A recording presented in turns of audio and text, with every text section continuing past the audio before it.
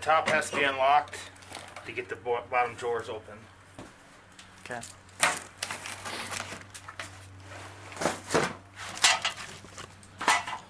Overall, good quality for the price. The drawers slide pretty well, and the powder coating looks good. I personally wish the top tray was a little bit deeper, so it usually has to stay open because of the things I have in the top. The very bottom is pretty convenient for storing large items like a jack or a jack stand.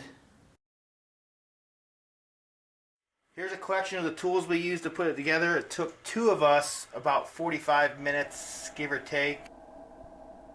I found an online coupon for $139, which made it a very solid deal for any at-home do-it-yourself mechanic in his own garage.